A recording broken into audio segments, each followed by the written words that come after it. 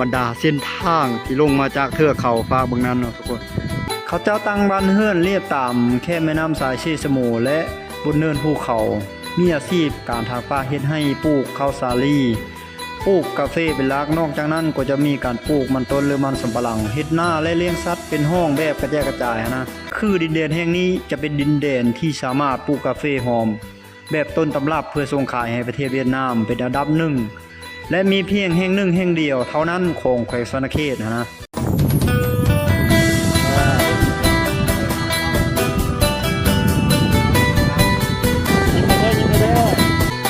ฝ่ายน้ำซีสมุที่ไหลมาจากประเทศเวียดนามผ่านสะพานในลงไปฮอดเมืองซีโปน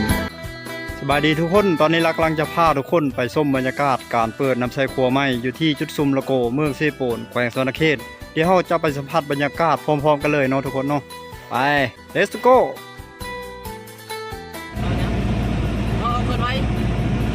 แม่มาก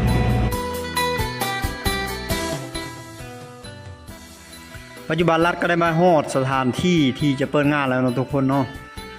ขัวหรือสะพานแห่งนี้ได้สร้างขึ้นเพื่อข้ามสายเซสมูบาดเฟืองคุบสะดูนจุดซุมละโกเมืองซิโปนแขวงศรีสะเกษซึ่งแม่น้ำดังกล่าวมีต้นกำเนิดไหลมาจากประเทศเวียดนามในเมื่อก่อนจุดนี้เป็นจุดที่บ่มีขัวข้ามและเป็นจุดที่เส้นทางตรงในข้ามพาดแบบลุยแบบร้อยเลยนะโดยเฉพาะแม่ฤดูฝนจะพบกับความยุ่งยากสับสนหลายที่สุดเนาะทุกคนเพราะระดับน้ำจะอยู่ในปริมาณที่สูงนะพอปี2020โครงการก่อสร้างขัวแห่งนี้ได้เริ่มต้นขึ้นและใช้เวลาในการก่อสร้างเพียง2 ปีขัวมีความยาวประมาณ120 เมตรจะถูกเปิดน้ำใสอย่างเป็นทางการเปรียบเสมือนเปิดการท่องเที่ยวจากภายนอกให้เขามาสัมผัสกับบรรยากาศดินแดนแห่งผู้ดอยแห่งนี้ซึ่งเป็นดินแดนแห่งความอุดมสมบูรณ์ทางด้านทรัพยากรธรรมชาติอากาศเย็นสดชื่นเปรียบเสมือนอยู่ปากซองบริเวณภาคใต้ของลาวหรือจังหวัดแม่ฮ่องสอนเชียงรายประเทศไทยประมาณนั้นนะและพิเศษไปกว่านั้นก็คือดินแดนแห่งนี้จะเป็นดินแดนที่สามารถปลูกกาแฟหอมแบบต้นตำรับเพื่อส่งขายให้ประเทศเวียดนามเป็นอันดับหนึ่งและมีเพียงแห่งหนึ่งแห่งเดียวเท่านั้นของแขวงศรีสะเกษนะประชาชนอยู่ในที่นี้จะเป็นพี่น้องชนเผ่าบลูหรือว่าเราเทิง 99% จะนับถือผีเขาเจ้าตั้งบ้านเฮือนเรียบตามแค่แม่น้ำสายเชษโมและบนเนินภูเขามีอาชีพการทางป่าเฮ็ดให้ปลูกข้าวสาลีปลูกกาแฟเป็นหลักนอกจากนั้นก็จะมีการปลูกมันต้นหรือมันสำปะหลังเฮ็ดนาและเลี้ยงสัตว์เป็นห้องแบบกระจายกระจายนะมีวัฒนธรรมเก่าแก่และดีงามฮักความสงบผู้คนมีน้ำใจไมตรีจิตโอเวอร์อารีฮักแพงช่วยเหลือซึ่งกันและกันต้อนรับแขกเป็นอย่างดีนั่นคือสภาพตรงหน้าสี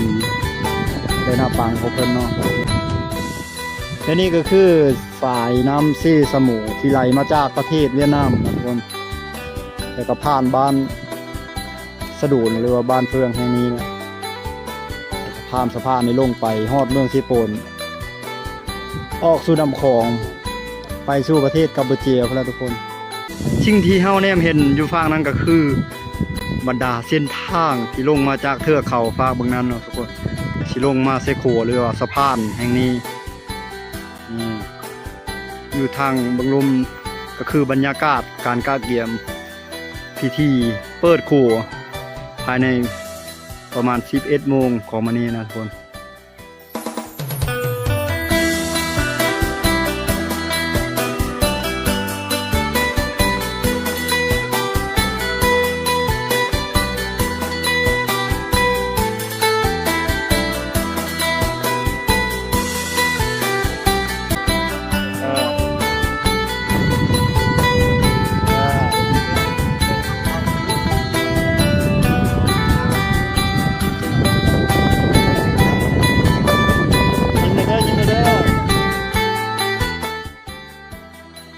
และนี่ก็คือภาพบรรยากาศบรรดาน้องๆนักเรียนมศ.ชนเผ่าประจำจุดชุมละโกเมืองซีโปนแขวงศรีสะเกษเบิ่งมีแต่ผู้น่าฮักทั้งนั้นเลยเนาะพวกเขาเป็นตัวแทนของบรรดาพ่อแม่ประชาชนบรรดาเผ่าชาวจุดชุมละโกแดนนาวก็คือชาวแขวงศรีสะเกษในการเปิดน้ำใสขัวหรือสะพานไม้ที่สำคัญแห่งนี้นี่คืออาจารย์เพิ่นนำพานักเรียนมารอท่าคันถึงเพิ่นมาจัดงานเปิดครัวอย่างเป็นทางการงานกำลังจะเริ่มเปิดคนขอเชิญทุกคนมาร่วมงานเนาะถ้าผู้ใดอยู่ไกลก็ รอติดตามคลิปนำกันเนาะแล้วก็ขอเชิญมาท่องเที่ยวจุดซุมละโกจุดซุมแห่งแดนหนาวดินแดนข้าวเหนียวกาแฟหอมเนาะทุกคนเนาะอยู่ที่สายภูหลวงชายแดนลาวเวียดนามเนาะทุกคนเนาะ อันนี้ก็ผมตกใจน้ำพักน้ำรัด เจ้า อีกครั้งขณะอีกครั้งหนึง เจ้า คือว่าคลิปนี้ได้เดินทางด้วยความสะดวกสบายแล้วทางกับนี่แหละพวกกับนี่แล้วคือทางธรรมชาติผู้พาพาดงกันช่วยชนคนงามที่ เจ้า นักท่องเที่ยวหรือว่าแขกคนอื่นๆก็ให้มาท่องเที่ยวอันนี้ก็อ้างใจหลาย รู้สึกดีใจหลายเนาะที่ว่าได้ต้องใส่ครัวเป็นแห่งที่สองเนาะคือตะกี้ก็ได้ข้ามน้ำกูได้เรียนนี่เจอ เจ้า สบายแล้วโคเซิร์นนั้นบรรดานักท่องเที่ยวหรือว่าแขกคนมาแต่ทางไกลแต่ทางไกลมาเซิร์นเที่ยวชมคือทางธรรมชาติอยากให้มาสัมผัสตัวจริงเขาก็ใจหลาย เจ้า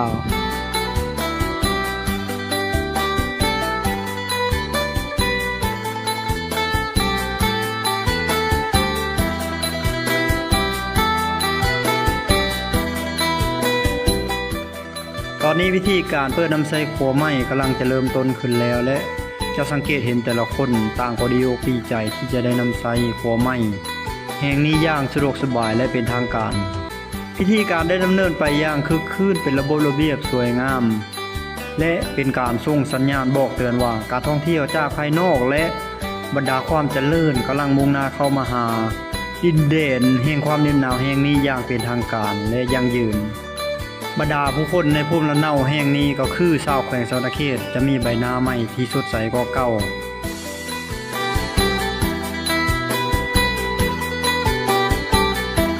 สายลมได้พัดเอาบรรดาใบทุ่งให้ปิวสะบัดแกว่งไกไปมาเปรียบเหมือนการโบกมือทักทายสบายดีบรรดาแขกผู้มาเยือนหรือบรรดานักท่องเที่ยวที่เข้ามาสัมผัสกับบรรยากาศความสวยสดงดงามของธรรมชาติอยู่ในสถานที่แห่งนี้อย่างเป็นทางการ